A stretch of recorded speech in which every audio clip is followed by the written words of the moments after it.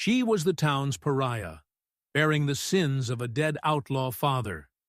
He was a reclusive mountain man, trusting only his rifle and his feral 5-year-old twins.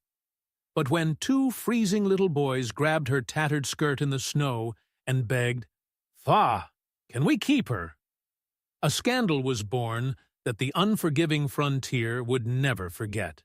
The winter of 1878 hit the Colorado Territory like a swung iron anvil.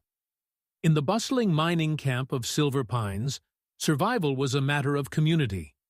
But for Josephine Mercer, she had been cast out into the cold long before the first snow fell. Josie was 22, with hollowed cheeks and hands blistered from chopping her own firewood. She was the daughter of Arthur Mercer, a notorious stagecoach robber and swindler who had swung from a Pinkerton noose 6 months prior. Arthur had left his daughter with nothing but a dilapidated shack on the edge of town, and a surname that made people spit when she walked by. The good, God-fearing folks of Silver Pines had decided that the bad blood of a thief flowed through her veins. They wouldn't hire her to wash clothes. They wouldn't let her scrub floors. And as the bitter frost set in, they stopped selling her food entirely. Josie pushed open the heavy oak doors of Allie's general store. The wind howling at her back, she clutched a worn silver dollar, her very last coin, found beneath the floorboards of her father's empty cabin. "Mr. Allie." Jos's voice trembled as she approached the counter, pulling her threadbare shawl tighter around her thin shoulders. "I just need a sack of flour and a half-pound of salted pork. Please." Jeremiah O'Malley didn't even look up from his ledger. He reached under the counter, pulled out a rag, and began wiping the immaculate wood. "Store is closed to your kind, Miss Mercer. Sheriff Cobb made it clear. We ain't harboring bandit spawn. Take your silver elsewhere before I call the law. There is nowhere else." Josie whispered, tears of absolute desperation freezing on her eyelashes. "I haven't eaten in 4 days. Then I suggest you ride out. Maybe join up with whatever vermin your daddy rode with," spat Mrs. Gable, the town's wealthiest busybody, who was browsing the bolts of calico near the stove. "You've got a lot of nerves showing your face here." Defeated, Josie turned and walked back out into the blistering cold. The wind cut through her thin cotton dress like shattered glass. She stumbled toward the alleyway beside the mercantile, collapsing onto a stack of frozen shipping crates, burying her face in her hands. She was going to die here. The town was going to let her freeze to death, and they would likely sing hymns while she did. Inside the store, the bell above the door jingled violently. The heavy, unmistakable thud of snow-crusted leather boots echoed across the floorboards. Emmett Caldwell had come down from the high peaks. EMTT was a giant of a man, clad in a heavy buffalo hide coat, smelling of pine resin, wood smoke, and raw wilderness. A thick, dark beard framed a face carved by grief and harsh weather. 3 years ago, he had lost his wife to the mountain fever, leaving him to raise their twin boys alone at his remote trapping cabin on Widow's Peak. He only came to town twice a year to trade his pelts for supplies, and he despised every minute he spent among civilized folk. Trailing behind his massive frame were 5-year-old Caleb and Cody. The boys were completely wild. They wore oversized wool coats. Their hair was long and unkempt, and they looked at the townspeople with the suspicious wide eyes of cornered coyotes. "Keep your hands on the counter, boys," Emmett rumbled, his voice like grinding stones. He dropped a massive stack of prime beaver and fox pelts onto O'Malley's counter. "Flour, sugar, coffee, salt, and whatever boots you have that'll fit these 2. Make it quick." While Allie nervously tallied the furs, the twins grew restless. Town was boring, loud, and smelled like horse manure. Caleb, the bolder of the 2, nudged his brother, and together they slipped out the front door into the snow while their father argued over the price of sugar. The boys wandered around the side of the building, kicking at the ice until Cody stopped dead in his tracks. Huddled against the crates was a woman. She was shivering so violently that her teeth clicked, her lips a dangerous shade of blue. Caleb approached her cautiously, like taming a stray dog. "Lady," he squeaked. Josie slowly lifted her head. Through her blurred, tear-filled vision, she saw two identical little boys staring at her. Despite her agonizing hunger, her motherly instincts flared. They weren't wearing gloves, and their little knuckles were cherry red. She reached into her deep apron pocket and pulled out the only possession she had on her, a small wooden horse she had carved with a pocket knife to pass the lonely, starving hours. Her hands shook violently as she held it out. You shouldn't be out here without mittens, little ones," she whispered, her voice terribly weak. Cody took the wooden horse, his eyes lighting up. He stepped closer and touched Jose's frozen hand. He gasped. "You're colder than the ice on the creek." Without a second thought, the little boy unbuttoned his oversized wool coat, took it off, and clumsily draped it over Joss's shivering legs. Caleb immediately moved to her other side, wrapping his small, warm arms around her waist, trying to share his body heat. "Caleb! Cody!" The thunderous roar of Emmett Caldwell shook the alley. He rounded the corner, his Winchester rifle gripped tightly in one hand, panic in his eyes. When he saw his boys huddled around a ragged woman in the snow, his blood ran cold. "Get away from her!" EMTT barked, striding forward to snatch his sons back. But the twins didn't let go. Cody turned to his massive, intimidating father, stubbornly gripping Joss's tattered sleeve. "We can't leave her," Cody demanded, his little voice echoing in the alley. "She's freezing, and she gave me a pony." EMTT stopped, his eyes locking onto Josie. He recognized her, not her name, but the look in her eyes. It was the same hollow, desperate look a trapped animal gets right before it gives up the ghost. He saw the way the townspeople were peering out the mercantile window, pointing and whispering, offering no help to a dying woman. "She needs a fire, Pa," Caleb added, tugging on EMTT's heavy, bear-kinned trousers. Then, looking up with complete innocent sincerity, he asked, "Mama's gone and she's cold. Can we keep her?" The words hung in the freezing air, heavy and impossible. Josie tried to pull away from the children, terrified of the towering mountain man standing over her. "I'm sorry," she stammered, her teeth chattering. I didn't ask them to." EMTT crouched down, his massive frame blocking the biting wind. Up close, Josie could see the silver threading through his dark hair, and the deep, sorrowful lines around his eyes. He didn't look at her with the disgust the townspeople did. He looked at her with analytical precision. "You're Arthur Mercer's girl," Emmett stated flatly. It wasn't a question, it was a fact he had gleaned from the town's relentless gossip mill. "I'm not my father," Josie whispered fiercely, clinging to the last shred of her dignity. "I just wanted to buy flour." Emmett stood up, his jaw tight. He looked at his boys, who were staring up at him with expectant, demanding eyes, and then back at the mercantile window where Allie and Mrs. Gable were watching the spectacle with sneering judgment. Emmett Caldwell hated this town. He hated their self-righteousness. More importantly, he needed help.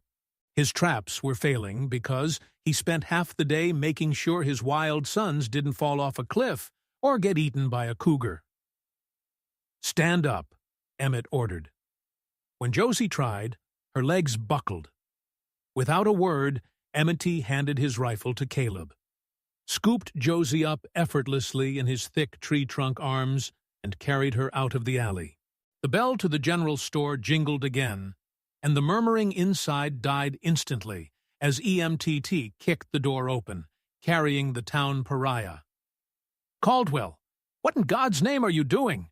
Sheriff Cobb demanded, stepping out from the back room, his hand resting on his revolver. "That woman is a menace. We're running her out of Silver Pines." "She's coming with me," MAT said, his voice booming through the quiet store. He looked down at Ali. "Add 2 extra blankets, 3 yards of thick wool, and a pair of women's snow boots to my tab. We're riding up to Widow's Peak." EMTT, you've lost your mind. Mayor Harrison Briggs stepped forward, his face flushed with anger. Her father stole $20,000 from the Territorial Bank. We have reason to believe she knows where that gold is buried.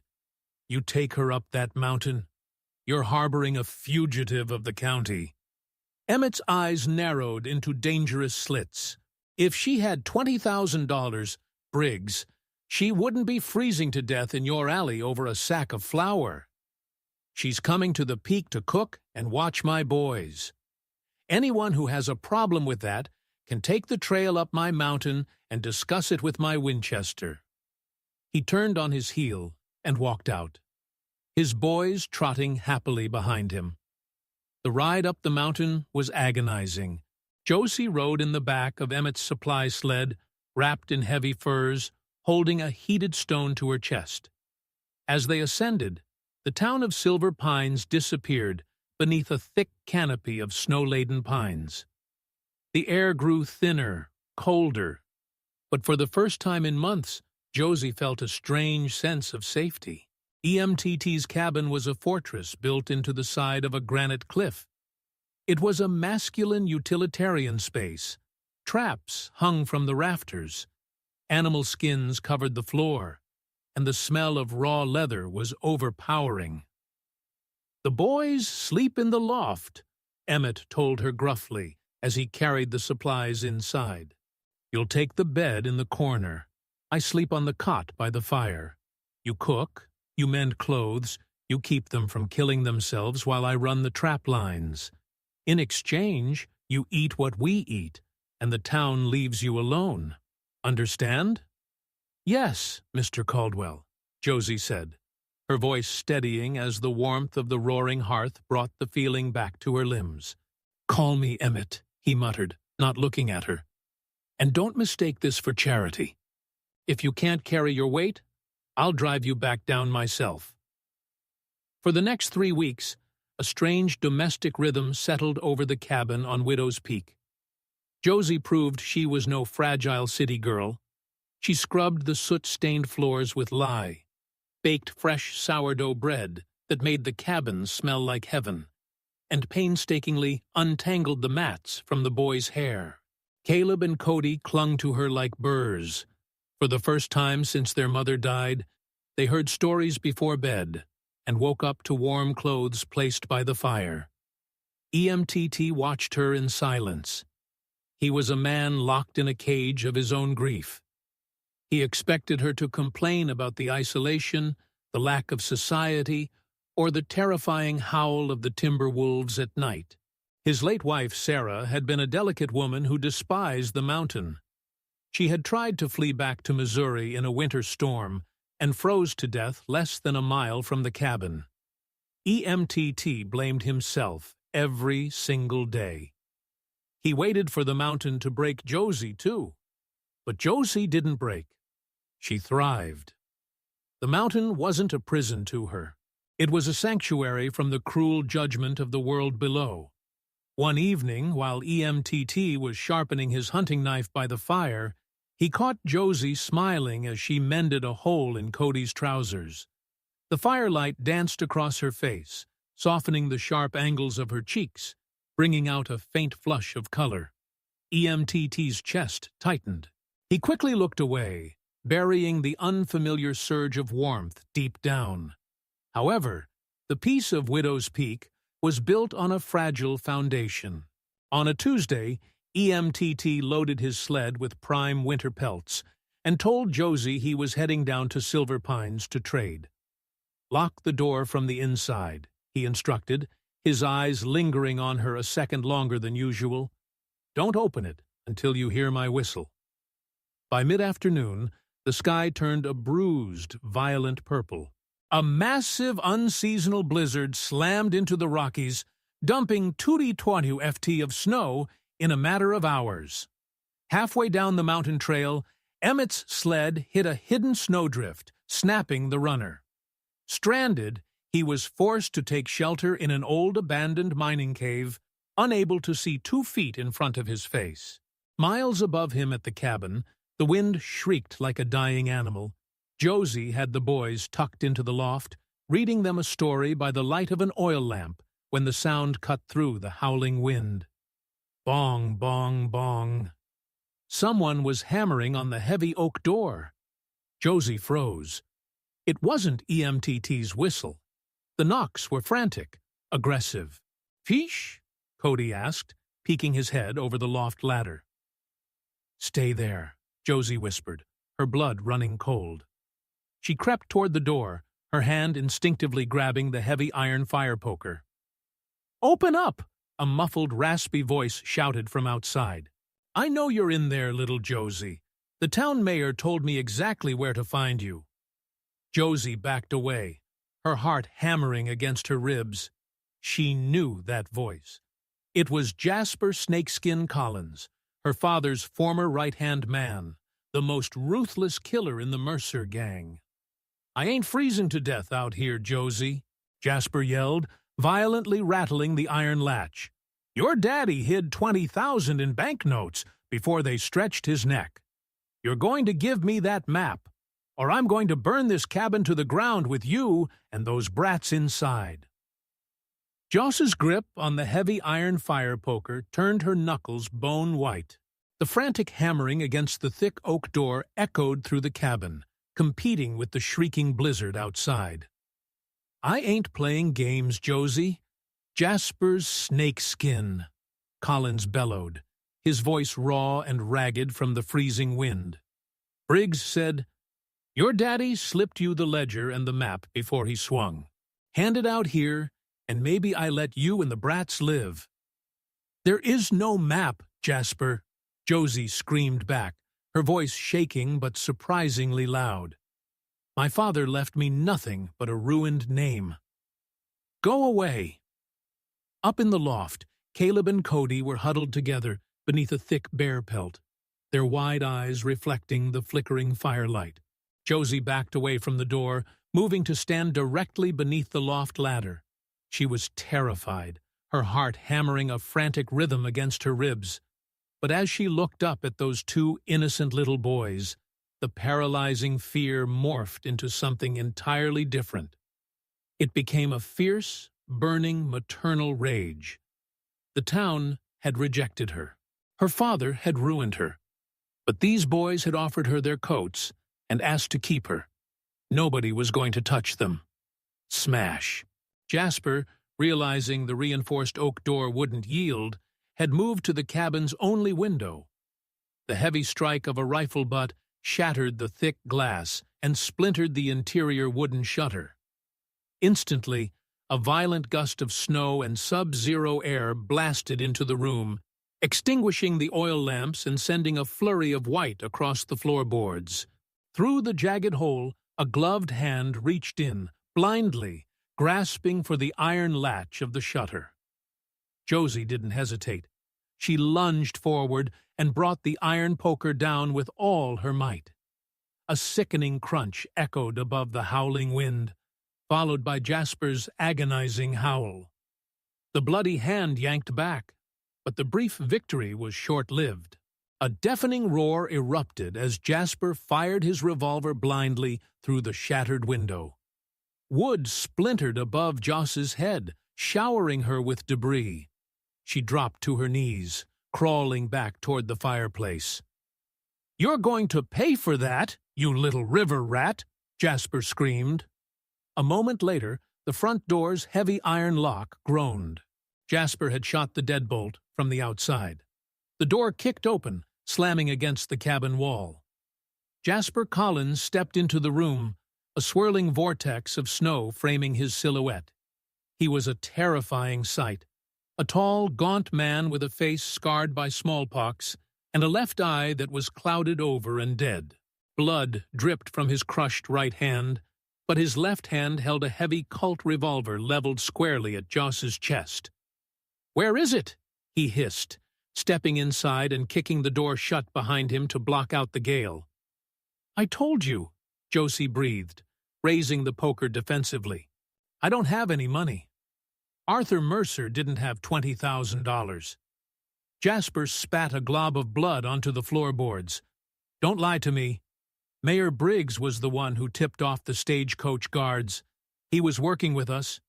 We did the robbing. Briggs laundered the gold through his mercantile, and we split the profits. But your daddy got greedy. He hid the last haul. Briggs promised me that if I tracked you down and got it out of you, I'd get my half." Josie froze, the pieces of a terrible puzzle slamming into place. Mayor Harrison Briggs, the man who had organized the hanging of her father, the man who had riled up the town to starve her out. He wasn't a righteous leader. He was her father's partner in crime. Briggs had pushed for Arthur's swift execution to cover his own tracks, and he had made Josie the town pariah so no one would listen if she ever stumbled upon the truth. "Briggs played you, Jasper," Josie said, her voice steadying with sudden sharp clarity. "There is no map. If there was, Briggs wouldn't have sent you out in a blizzard to find it. He sent you up here to die of exposure or to get killed by EMTT Caldwell. He's tying up loose ends." Jasper's one good eye twitched. Doubt flickered across his ugly, scarred face, but then his gaze drifted upward, settling on the loft, where a tiny, frightened whimper had just escaped Cody's lips. An evil, yellow-toothed grin spread across the outlaw's face. "Maybe, but I reckon a mother will say anything to protect her cubs. Toss the poker, Josie, or I shoot the ceiling and let gravity do the rest." He raised the Colt, aiming it directly at the thin wooden floorboards of the loft. "No!" Josie shrieked. She threw the heavy iron poker across the room. It clattered uselessly against the stone hearth. "Please leave them out of this." "Then start talking," Jasper sneered, stepping closer, his gun still raised toward the boys. "Count of 3. 1. Josie fell to her knees, weeping in frustration and terror. "I swear to you, I have nothing." 2. Jasper's finger tightened on the trigger. From outside, buried beneath the howling shriek of the blizzard, came a sound that made the hair on the back of Josie's neck stand up. It wasn't the wind. It was a roar. A primal, earth-shattering roar of absolute fury. The shattered window exploded inward. It wasn't a gunshot. It was a man. EMTT Caldwell came through the jagged opening like a vengeful mountain spirit, a massive blur of snow-crusted buffalo hide and pure, unadulterated violence. He had abandoned his sled halfway down the mountain, driven by an inexplicable, agonizing dread that had settled in his gut when the storm hit. He had climbed the last 3 miles in white-out conditions, driven by a desperate, burning need to get back to the woman and the children who had finally made his cabin feel like a home again. When he had crested the ridge and heard the gunshot from his cabin, EMTT had shattered every physical limit his body possessed to reach the porch. Jasper spun around wildly, firing the Colt. The bullet grazed Emmett's heavy coat, but the mountain man didn't even flinch. Before Jasper could the hammer again, Emmett was on him. Emmett didn't use a weapon. He used his bare hands. He slammed into the outlaw with the force of a falling pine tree, driving Jasper backward until they crashed through the heavy oak dining table, shattering it into kindling. Jasper screamed as Emmett's massive, calloused hand clamped around his throat, pinning him to the floor. The outlaw clawed desperately at EMTT's face, but EMTT felt nothing. His eyes were wide and feral, his jaw set in stone. He raised his right fist, a fist the size of a ham hock, hardened by years of splitting logs and breaking ice, and brought it down across Jasper's jaw. The sickening crack echoed through the cabin. Jasper went limp instantly, his eyes rolling back in his head. EMTT stayed kneeling over the unconscious outlaw, his chest heaving, his breath pluming in the freezing air of the cabin. Slowly, the red haze of fury faded from his vision. He turned his head, his eyes frantically scanning the room. Josie was still on the floor, shaking violently, her dress torn from crawling over the debris. "Josie," EMTT breathed. His gruff, intimidating demeanor vanished entirely. He scrambled across the ruined floorboards and dropped to his knees in front of her. His massive, trembling hands gently gripped her shoulders. "Are you hurt? Did he touch you?" "I'm all right," she sobbed, collapsing forward against his chest. EMTT wrapped his arms tightly around her, burying his face in her hair. For a man who had sworn off the world, he clung to her as if she were the only thing anchoring him to the earth. "I thought I lost you," he whispered fiercely into the quiet cabin. "I thought I was too late." Two little bodies practically leaped from the loft ladder. Caleb and Cody scrambled across the floor and threw themselves at EMTT and Josie, creating a tangled, tearful knot of arms on the cabin floor. Josie pulled the boys tightly against her sides, burying her face in their warm necks. EMTT looked down at the three of them. The broken outcast woman and his two wild, motherless boys. In that fleeting moment amid the wreckage of his home, he realized what Caleb had known the very first day in the alley. They weren't broken pieces. They were exactly what each other needed to be whole. The storm raged through the night, but inside the fire was stoked high. EMTT bound Jasper Collins with heavy trapping wire and dragged him into the root cellar to freeze the fight out of him. When morning finally broke, the blizzard passed, leaving the Rocky Mountains bathed in brilliant, blinding sunlight. EMTT hitched his strongest draft horses to a heavy winter wagon. They loaded Jasper Collins into the back like a sack of feed, but they didn't ride down to Silver Pines. "Sheriff Cobb is in Briggs's pocket," EMTT told Josie as he handed her up onto the wagon seat, wrapping a thick wool blanket over her lap. "We're bypassing the town. We're taking this trash straight to the U.S. Marshals in Denver." The journey took 4 grueling days. When they arrived, EMTT dragged Jasper before a federal judge. Broken, freezing, and terrified of the giant mountain man standing over him, Jasper Collins confessed to everything. He sang like a canary about the stagecoach robbery, Arthur Mercer's framing, and Mayor Harrison Briggs's grand scheme of corruption and murder. A week later, a detachment of heavily armed federal marshals rode into Silver Pines. The arrogant Mayor Briggs was dragged out of his mercantile in irons, screaming about his rights, while Sheriff Cobb surrendered his badge without a fight. The town watched in stunned, terrified silence as their wealthy, self-righteous leaders were hauled away to federal prison.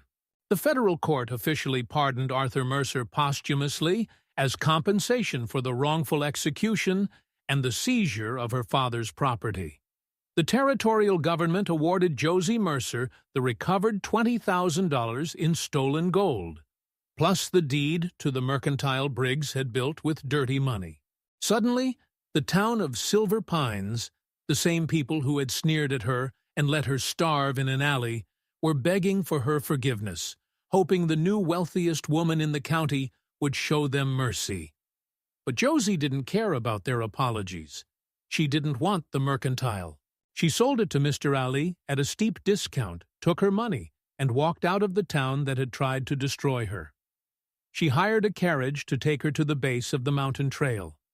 Waiting there, Standing beside a pair of sturdy mountain horses was EMTT. He looked uncomfortable in the valley, his eyes constantly scanning the tree-line. But when he saw Josie step out of the carriage, his guarded expression melted away into a soft, genuine smile. "You're rich now," Emmett said gruffly, though his eyes betrayed his nervousness. "You could go anywhere. San Francisco, New York. You don't have to freeze up on that peak anymore." Josie walked up to the towering mountain man, reached up and gently rested her hand against his bearded cheek. "I don't want New York, EMTT. I want the sound of the wind. I want sourdough bread by the fire. And I want to see if Caleb and Cody have finally managed to catch that frog in the creek." EMTT's large hand came up to cover hers. "They're waiting for you. They've been driving me crazy, asking when their mama is coming home." Joz's heart swelled. She smiled, a radiant, beautiful expression that the harsh winter could never touch again. "Then, take me home, EMTT." Together, they mounted the horses and rode up into the timberline. They left the judgment, the greed, and the cruelty of the world far beneath them, choosing instead the quiet, unbreakable bond of a family forged in the snow, a mountain man, his two wild boys, and the outcast woman who had finally found exactly where she belonged. Did the twist with the corrupt mayor catch you off guard? If you loved this story of redemption and frontier justice, please like this video, share it with your friends who love a good Western drama, and subscribe to our channel for more thrilling tales of the wild frontier. Here,